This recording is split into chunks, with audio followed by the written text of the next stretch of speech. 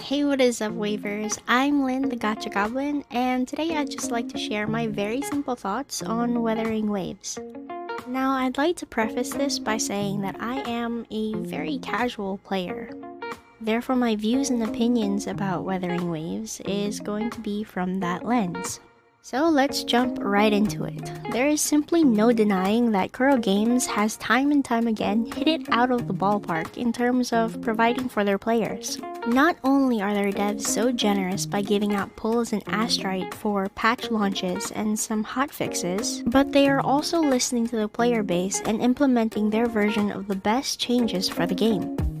As a very casual gacha player, I've thoroughly enjoyed playing Wuthering Waves, and while I still have the main story to catch up on, I can say that sky's the limit for these developers. As a casual player, I don't go out of my way to explore the whole map and everything that it has to offer, and sometimes I do the unthinkable and skip my dailies, or not use up all of my stamina to grind out resources. Now some people will call me lazy, or not a real gacha player, or not a real fan of Wuthering Waves, but I believe that I am the embodiment of a casual player of Wuthering Waves, or any gacha game, honestly.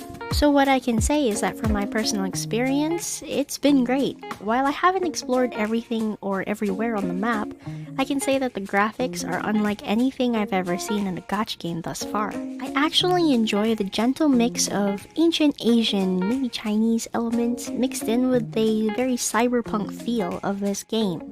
From the architecture of the cities to the open landscapes, each area feels different and very substantial. And for the main part of the game, the combat, I know that it'll get increasingly more difficult to beat bosses and hollows, but honestly, I'm looking forward to that. It'll encourage me to go out into the world and explore more and try to level up before trying to face those monsters. It took me 5 tries to beat the Impertinence Heron, switching out my teams and figuring out its battle pattern, and honestly, it was exhilarating.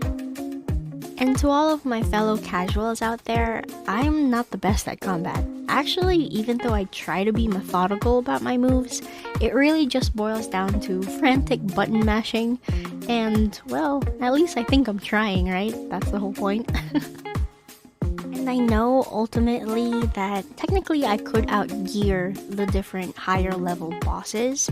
Eventually, it will come down to skill, but I won't really stress about that. Those levels are for the hardcore gamers, which I salute you, hardcore gamers. You guys are amazing. I love watching your gameplays. And while I enjoy the overall game, I do believe that the voice acting does need some work. If anyone's already played this game, then you already know that some lines feel very deadpan and kind of robotic. Also, I agree that the storyline is quite slow to begin with, but it really does pick up once you meet Scar. I love the direction that the story is going in, and I really look forward to what the devs have for us in future patches. But those are my thoughts. Like I said, I am a very casual player. I don't stress about stats, builds, and whatnot. I play to enjoy my downtime, so if you're like me, click that subscribe button and let's chill playing WuWa together. Thank you all so much for watching. I'm Lynn, the Gacha Goblin, and I will see you guys in the next video. Ta-ta!